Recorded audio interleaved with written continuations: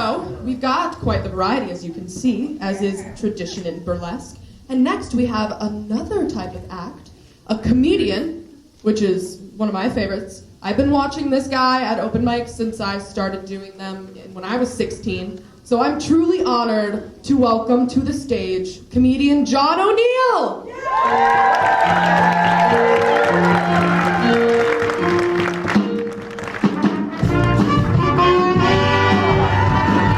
Come on, you can do better than that. You don't know me, but cheer for me anyway. Awesome. I love coming out to that music. I feel so badass. So I want to assure everybody this is as big as my forehead is going to get for the entire night. You have nothing to worry about. Just consider yourself lucky that I took time off of torturing Bart Simpson to be here with you, okay? That's a Sideshow Bob reference. Blessing! Tell you a little bit about me. My name is John. Hello.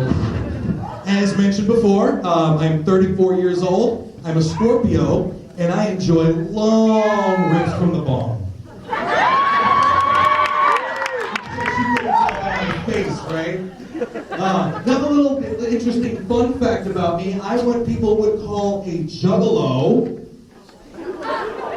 Understandable that there's no applause for that, I get it. No, I totally understand. If people don't know what juggalos are, they are fans of the Insane Clown Posse. Imagine if the Joker were like, hey, all of my lackeys, you have to shop at Goodwill from now on. Like, that's kind of what it's like. And I'll tell you what, is my mic going? Is my mic going? Yeah? All right, for sure. I can't really tell. Anyway, just, what was I saying? Juggalos? Yeah, that's right. I think the only bad part about being a juggalo right now is that now I am considered by the FBI an actual gang member. We are in a database as gang members, everybody. Now, don't cheer for that. No. Now, look at me. You might think a lot of things when you look at me, but is one of those things gangster shit? Not even a little bit, right? The most gangster thing I've ever done is steal from a Hobby Lobby. Because that place sucks and I never paid for acrylic paint. What a weird store, right? It just feels so eerie in there. And I think the fact is, it's because they're all ultra-religious, right? Like, they celebrate freaking Christmas in September. It's super weird there. And, like, I'm not saying that the ultra-religious are weird. I'm just saying they do and say weird shit, right? Like, when a Christian comes up to me, like someone that I've known for a long time, and they're like, hey, I'll pray for you. Like, first of all, my life is not that bad. Second of all, I feel like that's the Christian equivalent of, I'm going to jack off to your Facebook profile picture tonight. Like, okay, I get it's supposed to be a compliment, but maybe keep that shit to yourself. Just a little bit. It's true, I am a juggalo, and, you know, my dad was a real grown-up. He knew his blood type. I know my entire zodiac chart. I don't know how that would help me if I ever need a blood transfusion. I'd be like, I don't know, give me Scorpio blood? I don't know. I don't know what to say to that. But it was a different time with him. Like, by the time he was my age, he had a full-time job, he had a mortgage, he had 3 kids. I watched Toy Story 3 last night. And I cried really hard at the beginning of the movie. At the beginning. It's very true.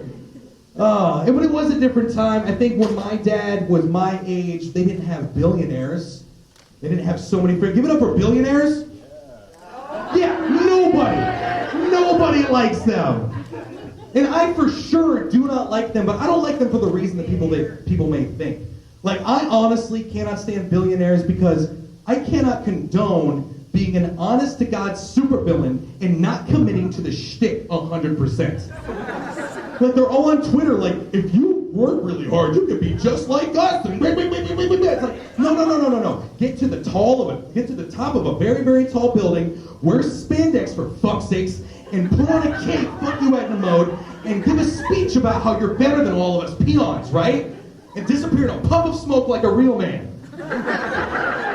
I'm so sick of it. The closest we get to that is Jeff Bezos, but he looks like we ordered a Lex Luthor action figure from Wish. Nice Canadian tuxedo, Jeff. You're really appealing to the common man. Oh, it drives me crazy. I'm gonna take a little bit and have a little bit of vitamin G while you all clap for me. Clap for me real quick. That was awesome. Hey, this is how you guys what to do and you do it. So, another fun fact about me. I used to work with children. Let's say that shit one more time. I used to work with children. Would you hire me to watch your kids? No, she says very loudly. Appreciate that. Like, I don't know why they hired me. Well, I didn't know why they hired me at the very beginning, but then once I got into it, I realized that most of the teachers are high because they have to deal with your fucking kids. Which is true. Like, it was the best part. It was one of the best jobs to get stoned and do because, like, everybody takes 15 minutes to take off their coat, and, like, everyone's excited for snack time and nap time. Everyone was excited for that. Oh, it's true though. You know what? I will say this. One good thing about working with kids, one really, really good thing, I was the only man in the entire building because like a lot of men don't really step up for that role, right? So I figured I'll be a positive role model for these kids and I'll do all that. What was that noise? Are you okay? Ah! Some kind of mating call. I just feel drawn to it. I don't know what that was all about. But it's true. I was the only man in the entire building working with kids, right? So like I can say for 100% certainty that I had the biggest dick in that entire building. Can any of you men say that with 100% certainty? I sure as hell could. I really, really could. And like I said, it was an easy job to kind of get stoned and do because it just makes it easier to deal with the kids, right? Because I love cannabis. Give it up for cannabis. Oh man, it sucks that it's not legal here, right? It sucks that it's not legal here. It's like we're in a loft apartment and there's a really cool party going on upstairs and downstairs and we're not invited. All the states around us haven't legalized. I love it. And people say that it leads to harder drugs, and it really, really doesn't. Like, it leads to Reese's Pieces and engineering. Because you give a stoner a nug of weed and household items, he'll find a way to make a bong out of it. He just will. We're like, dude, check it out, dude, I made a bong out of my cat. Like, that's kind of weird, but right on. I also love about cannabis is that it's the only drug that you can share with your pet. You can't do that. I used to have a friend who would blow smoke in his dog's face and get his dog stoned for free. One person applauded for that. One person.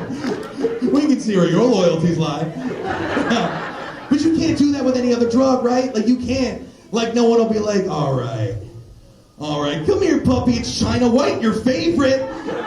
There you go. Do not roll over. Do not roll over. Do not roll over.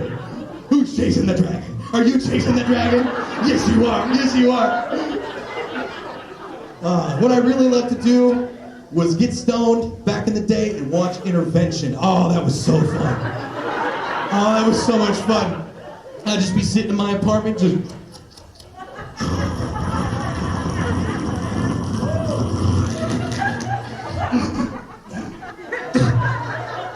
Oh, fuck. Oh, that girl's got a drug problem. Oh, give it up for yourself for being here tonight.